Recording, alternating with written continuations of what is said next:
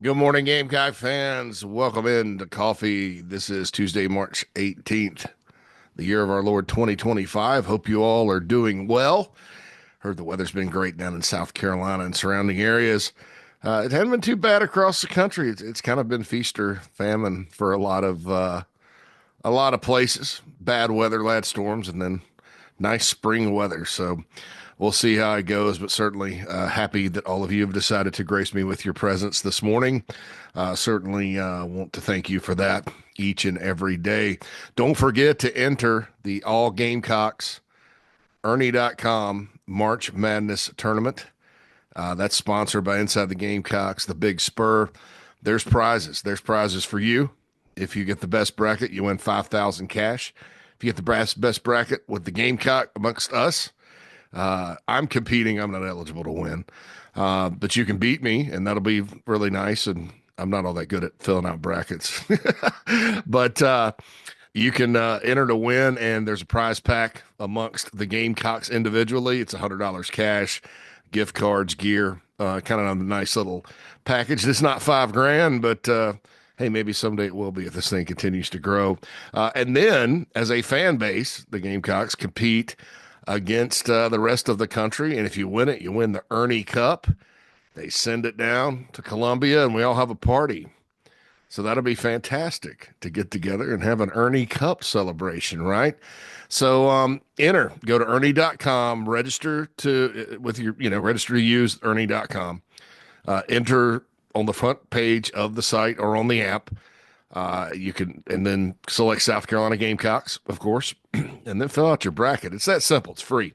So go on and do that as you're filling out your multiple bracket pools. There's a lot this year. It seems like sometimes when you have events like this and people do bracket challenges and it's kind of fun, and then everybody gets in the game, and it's like you got a lot of them to fill out. And I was talking to my wife about that the other day. Maybe it just seems that way this year. I think when your team's not in the tournament, you actually end up filling out more brackets than when it is. And actually, you probably have a better chance to win because you don't want to go against your team, right? My brackets last year were terrible, but all of them had Carolina going at least to the second round, most of the time to the Sweet 16. So I guess you can look at it a little more objectively. But Ernie.com, register. Select South Carolina as your favorite team when you're entering the March Madness tourney on the front page, and you're eligible to win. We certainly appreciate everybody who has done that. A lot of men's basketball talk yesterday. Kind of got into the weeds on the NIT and the future. Had another conversation with a few folks yesterday. Feel good about where things are at as far as the offseason plan goes. Generally, we'll have to see specifically who stays, who goes. I don't think Colin Murray Boyles is coming back. I'll just tell you that right now. There's no need to sit here and, oh, well, he could and get anybody's hopes up. I'm not saying that the door is completely closed because crazy things happen, but I think it would be a crazy thing. I think he's been too good, and the NBA likes him too much. And there is a disconnect there. I think the NBA, it's not that locally people don't think Colin Murray Boyles is good, but the people in the NBA seem to think he's really, really good, like Studley. Um, so go chase your dream, young man. If you get drafted, NBA money is sick. So go do it, I say. And that would be another guy drafted in the NBA draft for the program. And, Gigi Jackson was here for 1 year and went. He was not on a good team, but Gigi Jackson has helped South Carolina basketball. The more folks you put in the NBA, the better. I mean, that's how it is. It's like football. The more folks you put in the NFL, the better because everybody wants to go there. And like I said, the money in the NBA is ridiculous. Guaranteed contracts. I mean, you just get paid. So I think that's it. But so the specifics as far as who comes, who goes, like I've said before, I cannot guarantee any one player will be back. I can't guarantee any one player will not be back. It's just going to kind of depend. Transfer portal opens up in 6 days on the 24th of March. So we will see. There are already players around the country talking about their intention to get in. In other words, a news article is out that they're going to get in. I saw a player from Virginia Tech that got in the other day. So it's starting to happen. And then, of course, it's going to be a mad dash, mad dash to get players signed and sealed and delivered, especially, with the new, like we talked about yesterday, the new NIL guidelines. So the players, you really have 2 weeks to get guys signed, sealed, and delivered if you're going to structure the contracts that way. I think South Carolina will have a lot more resources than they did last year. I'll just leave it at that. And that's good. Money doesn't solve everything, folks, but it can certainly help you try to solve issues. Because, and I'll leave you with this, then no more men's basketball. Players like stretch 4s and 5s that can shoot the 3 like BJ Mack. And then they're not all built like BJ Mack. He was kind of a unique guy, but they're expensive. Point guards are expensive. Good ones, especially shooters, guys that can rebound, if you're going to have to replace Murray Boyle. So, to get the guys to fit Lamont Paris' system, that are good, across, and I don't think you need 8 guys that are really good. It'd be nice, but I don't think you need an all-star team, but I do think that, they need significant number of difference makers on that roster. And if they get that, I think it'll turn around. I think we'll all look back as this season and say, blip on the radar. At least you hope so. That hasn't, like I said before, consistency in the program. The program has to get to where people want it to be. It has to string together. So not this up and down roller coaster thing or this one good season thing. This has kind of been there, done that with South Carolina basketball. So I'll leave it at that. There is baseball tonight, and that's an important game. You look at this stretch of games. Carolina's 3 games into an 11-game stretch that's murderer's row. You can see it on Paul Maneri's face when he talks about it, because they got to go to Arkansas this weekend. When Arkansas is not all that great, it's a tough place to go play. It's they're really good this year, and so that's this weekend. But first, they play College of Charleston, Chad Holbrook's team. That's really got he's really got a good team this year. Had a good team last year and got completely screwed by the selection committee in one of the great screw jobs of all time. Go back and listen to his interview after selection day last year. He was broken up about it, and I felt for him because that team deserved to be in. Well, I got a lot of those players and then some, and they feel good, and they're coming to Segra Park in Columbia. Beautiful ballpark, by the way, out there in the campus of the old mental hospital in on Bull Street in Columbia. They're redeveloping that area. Looks nice, but first pitch starts at 6:30 tonight. I'm sorry. And it'll be on SEC Network Plus at Segra Park, College of Charleston. That's a chance to get a win. Jamie Bradford, John Whittle, myself, Phil Mullinax, we all think a good thing would be 5 and 6, because you're looking. You've had one, you've got 4 more wins you got to find in the next 8 games. With Tennessee coming to town after Arkansas and a game against North Carolina in Charlotte, that's ominous. It doesn't look like. Turn not guaranteed, but if you get this one, find a way to get one in Arkansas. If you get 2, you're playing with house money. Trying to win the midweek against UNC, and then try your best to squeeze one out against the Vols, who are very hot. Now, baseball teams, even good teams, go through slumps. So you kind of want to hope you're hitting them when they're kind of in a slump, if they will go in a slump this year. But this is an important game. You lose this one, it's that 5 and 6 does not look like it will happen. So we'll see. We'll see what happens. One game at a time with this bunch, just keep plugging away, keep trying to string together hits and do what they do. Women's basketball course tips off Friday, 4 p.m. against Tennessee Tech at Colonial Life Arena. And then you got some recruiting, football recruiting announcement this weekend with Zion Giles from Carver's Bay. And then today is pro timing day. Tomorrow, spring practice starts. So pro timing day out at the Williams-Brice Stadium area, the indoor facility, the practice facility, and all that. 25 players working out for pro scouts. I think there'll be a ton of pro scouts. That gets kicked off here at about 8 a.m. Eastern time with timing, and then working out on the field and all that good stuff. It's always a good day. I always enjoy going out and hanging out. Pro timing day, you get to see a lot of people, and it's laid back, that kind of thing, or at least it was when I was there. That was the Spurrier era, so it was long ago. I think I may have gone to a couple with Muschamp too. So, nevertheless, that's what's going on around Gamecock land. Of course, here on Coffee, we always talk football, and we're going to talk about an important subject today. And you may not think it's important, but it is. And that's the backup quarterback position. Backup quarterback's important. It's a lot like insurance, right? And people use that term. This is an insurance policy. But in 98% of the situations, your backup quarterback is just that, insurance policy. That means if something unthinkable happens, either in a game or long term or however you want to spin it, it helps you stay afloat. You're not looking at a total loss.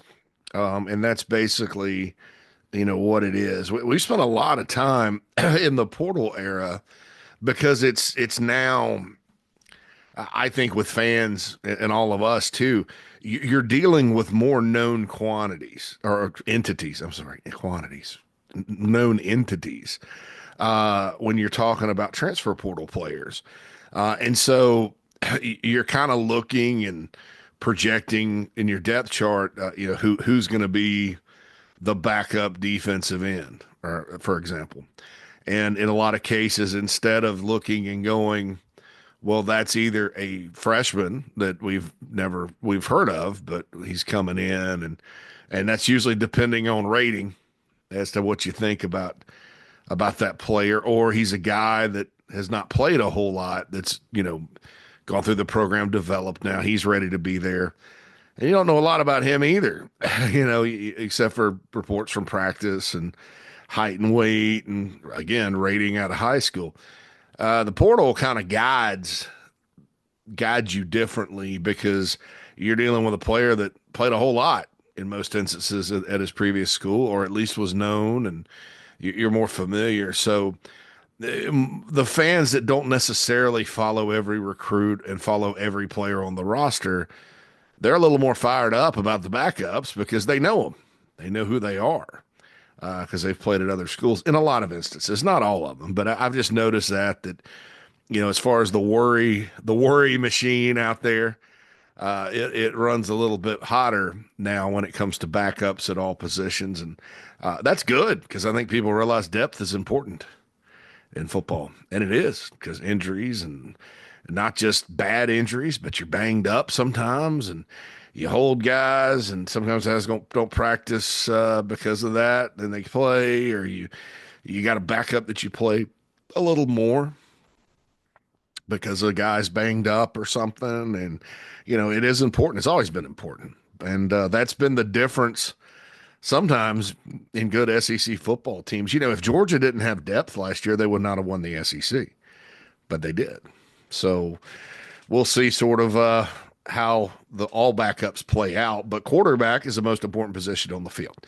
And we've talked LaNorris Sellers to death all offseason, so has everybody else. It's pretty clear that if he does some things and gets better, he could have a really big season. And that's a starting. I talked about starting points yesterday. That's as good of a starting point as there is in the country when you have a quarterback with his skill set, and that's still young, that can get better, that has more of a runway to get to his ceiling because he's really good, and you put improvement on top of that.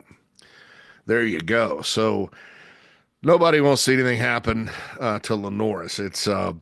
It would change the trajectory of the team next season if something did happened to him. Not to say the Gamecocks couldn't scratch out 6 wins and get to a bowl, but that guy's just a difference maker.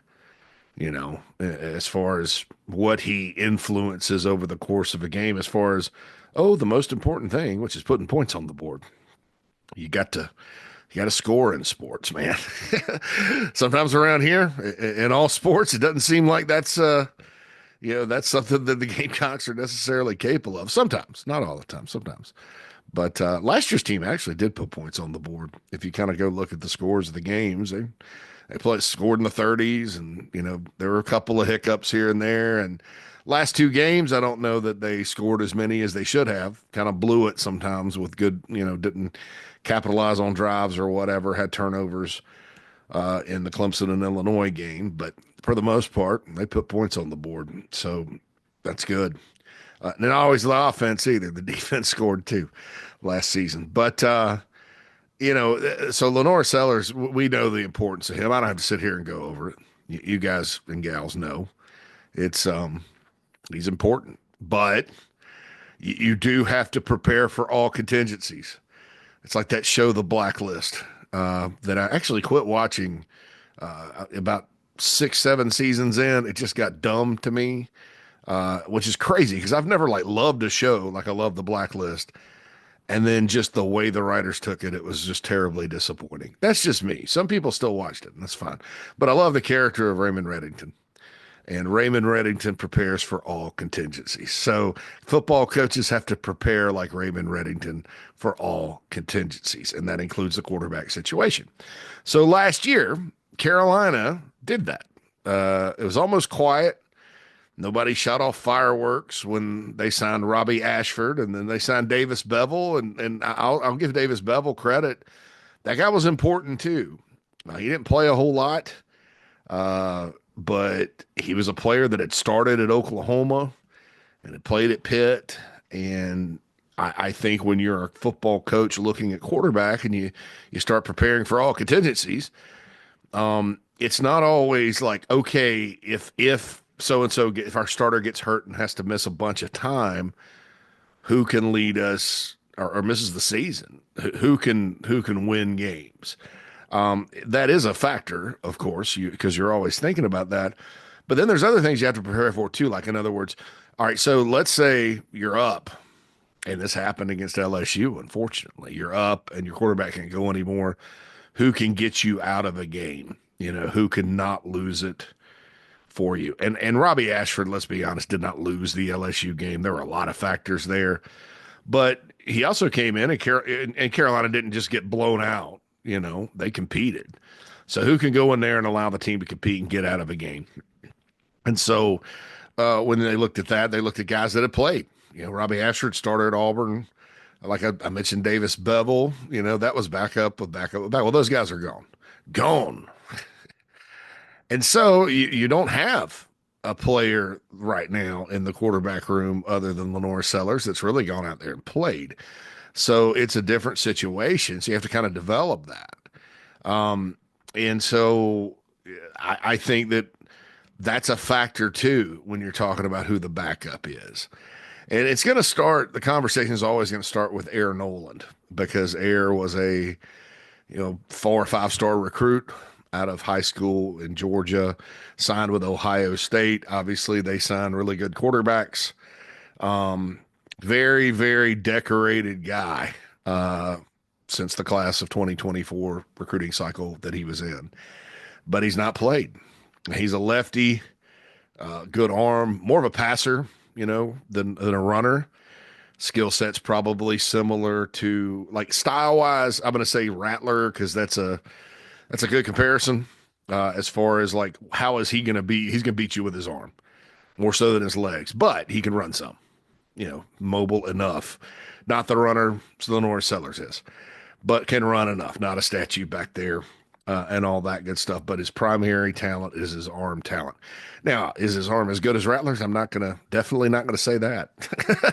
I wouldn't be that dumb, but good enough. I mean, good enough to really have a bright future here, especially when you look at how South Carolina's recruited at wide receiver.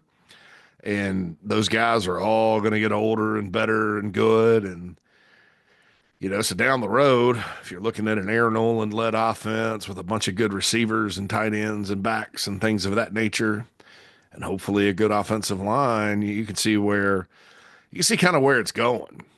Carolina, I think Shane Beamer wants to have a system that's adaptable. That, hey, some years you may throw it a lot, some years you may run it a lot. And that's kind of like the Virginia Tech offense was under his dad. They had quarterbacks that could run like the Vic boys. You had guys like Tyrod Taylor, who was similar in style to an Aaron Nolan, just good enough to run, or Spencer Rattler, but primary strength is passing. All the way back to somebody like Jim Druckenmiller, who was a statue in the pocket but could throw it, that kind of thing. And they were always effective because for some reason, Virginia Tech under Frank Beamer, you had never heard of most of their offensive linemen, right? They recruited they were more of an evaluation team for but you did hear about the running backs they recruited. They always had really good backs, and usually had two of them, and they would just line up, and they had that offensive line in great shape, and they would line up and run it all over you, even no matter who they had at quarterback back there. And I think that's kind of what Shane wants to do with the offense long term, no matter who the coordinator is. And of course, it's Mike Shula. And Mike Shula, I keep hearing good things about the plan he has, and I'm liking it. And we'll see how that part of it goes. I know everybody would like to have another coordinator discussion here, but this is about backup quarterback. So Aaron Nolan, and look, I'm probably 85% sure he'll be the backup. Inexperienced backup, not experienced. So I think getting him reps in games will be critical in terms of the short-term future and the long-term future, because like I said, sometimes, and LaNorris Sellers does run sometimes, and you may get a stinger or something and have to go out. Your helmet may come off, and you got to be ready to go without preseason games and scrimmages. Although Deion Sanders is kind of pushing for a scrimmage against another team, and maybe Prime can push that through for everybody. That would be great. But without that in college football, you don't have the luxury of throwing someone out there and with the bullets are live, so to speak, and getting them experience. So, Carolina doesn't open, and look, it may be, I don't care if they open with Tiddlywinks University. I'm probably never going to say, hey, they should blow these guys out and play everybody in an opener, because that happened Eastern Illinois, but under Beamer, these have all been close, even Old Dominion last year. I know everybody would like that to change, but opening games are opening games. I would imagine with Virginia Tech in Atlanta to open, they're going to be as prepared as possible. But, opening games are weird. So I wouldn't guarantee, so then you look at South Carolina State in week 2. I love what they do. I love their coach that replaced Buddy Pugh. I think he's a winner. They come in and compete, obviously. So you have a shot there. Vanderbilt's not Vanderbilt anymore. So, I'm just saying this. In those first 5, at some point, it would probably be good to get him reps, but that's going to require the team blowing the other team out. They're not going to sit there and just stick him out there. Because that's kind of I mentioned earlier, 98% of the time it's an insurance policy. With the other 2%, you have a guy that you bring in special packages that's really kind of part of your first string offense. And that's happened. Probably the most famous example is Tebow coming in for Chris Leak in 2006 and running touchdowns. But Penn State, the guy, Bo Priblia, who's going to probably be the starter at Missouri this year, Penn State used him like that last year in packages and stuff. So it does still happen, but most of the time it's an insurance policy. So it's important, I think, for even Aaron Nolan, as decorated as he is, to get reps, just in case. Just in case LaNorris what if LaNorris Sellers gets a stinger against Bama? He's not out for the season. He's out for the game. Carolina's winning or tied. You're going to have a guy inserted into the game against Alabama in that environment. You kind of want him to have some reps. So that's paramount. But I'm 80% sure, I say it's not a lock that he's even the backup quarterback because he's going to compete with two others. Dante Reno is one.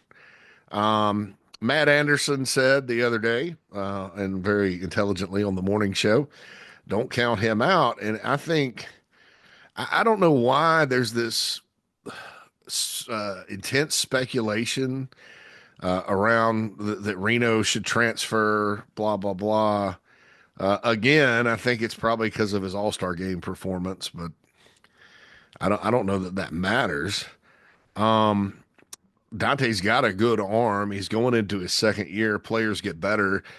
Dylan Thompson was kind of, frankly, not very good his first and second year at Carolina, and really wasn't until the end of his third year where you go, man, that guy's pretty good. So give him a chance. I mean, I'll say this: if Dante Reno is not the starter and not in the mix, and he's kind of the backup, maybe shooting to start that fifth year, which a lot of guys do, which Dylan Thompson did, that's fine because it's rare that you can find players like that these days. You know, they all get in the transfer portal, especially quarterbacks. So don't be so quick to kick this guy out of the program. My goodness. But he's got an arm and he's going to be in the mix. And honestly, he'll probably be the first guy that walks, maybe first guy that walks out there when spring drills start, after LaNorris Sellers on Wednesday. Would I call him the favorite? No. But I think there's a place for a guy like that on the team. I just mentioned Davis Bevel and how important he would be. Is Luke Doty still in the mix at quarterback? Is he still in the room? I would say, yeah. And I'll be honest. If something happened to Sellers, and let's say Aaron Nolan's not ready to quite go, there's worse situations than Doty coming in and saving the season, so to speak. I mean, he's got a skill set. He's been here. He didn't really. How do I put this? Like, okay, so he got hurt in 2021, and then 2022 rolls around, and Spencer Rattler's the quarterback. So he was the backup, but you never really saw him, and then you got receiver, blah blah blah. So I don't know. That's kind of a good guy to have. Just again, insurance policy, just in case something happens. And Luke has been a big part of this program, special teams wise. And, heck, he's the only player to score a significant touchdown against Clemson at Williams-Brice Stadium since 2015. I think the last guy to score a significant touchdown against Clemson before him was Deebo Samuel, who got traded to the Commanders, the Redskins, the Washington team. So that's a long time ago, dudes and dudettes. So, he's a good part of the program. I think as an older player that's played, if you're looking for a veteran type, like I mentioned earlier, to come in, maybe you go with Doty in an emergency situation. If Nolan and Reno aren't really, you think, well, we're gonna get our brains beat in if these guys go out there. They're turning it over. They don't know the offense. They're erratic, whatever. Which I'm not saying they are. That's just logical that happens. And then there's Cutter Woods, the true freshman. Now, Cutter is what I call a more college-ready quarterback. In other words, he's a guy that was very, very well coached in high school. So his floor is higher as far as the mental processing of the game, as far as the competitive nature of the game, because, boy, he's a winner at Westside High School in Anderson. I'll say this, Dave Clawson, for all that he kind of, I'm not going to say I lost respect for him for just bolting during the NIL era, but I get why he did. It's hard to build it at Wake. Tom Luganbill on JCM a couple of weeks ago said, I don't know if we'll ever see that again, because he did it just like Jim Grobe did it. And Jim Grobe won there. Red shirt, get older guys, and then you'll eventually cycle around. He was really good at quarterbacks. Really good. Sam Hartman. was the latest one.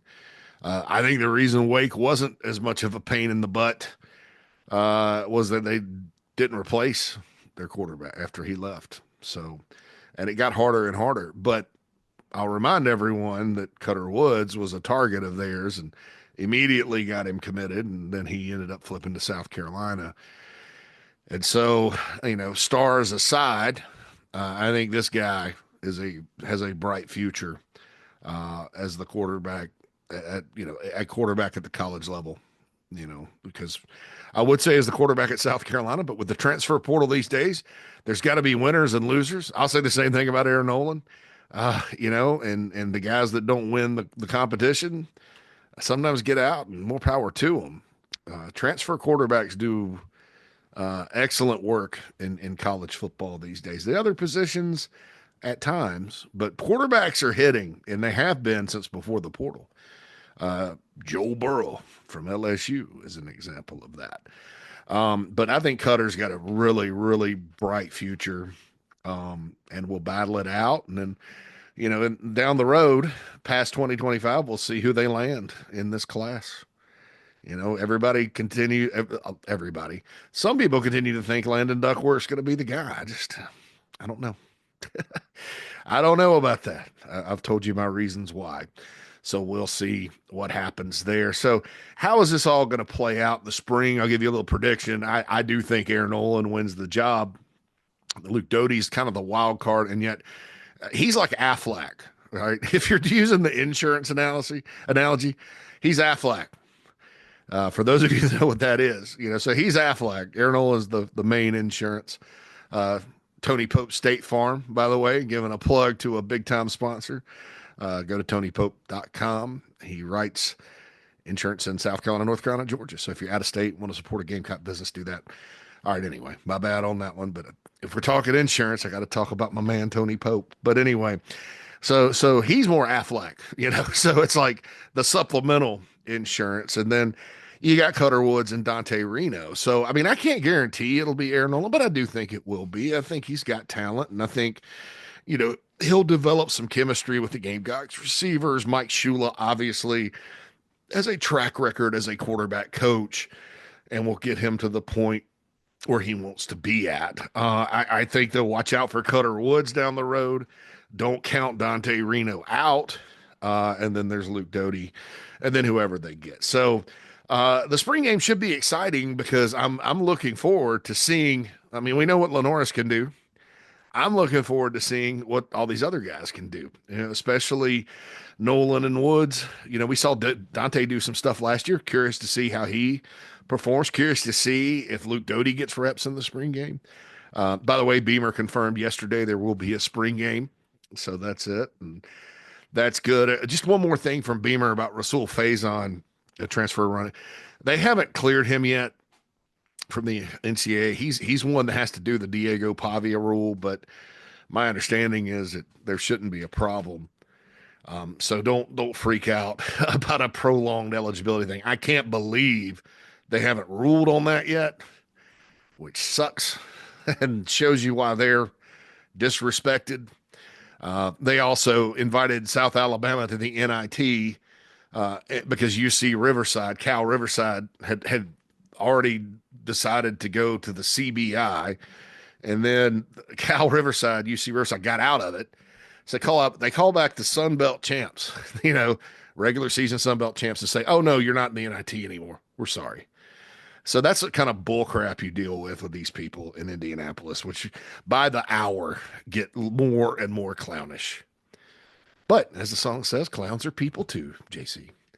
So anyway, I can't believe it's not done, but I don't expect there to be any problem if there's justice in the world, which sometimes there's not, folks. Anyway, coffees. I got to get on 107.5 The Game with my boy Wild Bill Gunner here. Hope you've enjoyed this episode of Coffee. We'll be back tomorrow to talk on some other topics. Hopefully talk about a Gamecock baseball win. They need it tonight. And how some guys impressed at Pro Day. And more granular football discussion here. Don't forget Inside the Gamecocks, the morning show. Coming up at 10, Alex Jones, the pride of Hampton County, will be in. Mike Morgan's in the co-host, followed by me and Phil on the Super Screen on YouTube. Inside the Gamecocks, the morning show, Inside the Gamecocks, the show on the Chief Sports Network, Chief Sports app. Don't forget, go to Ernie.com, fill out your brackets. This has been JC Shurburtt's Coffee. Holla at you soon.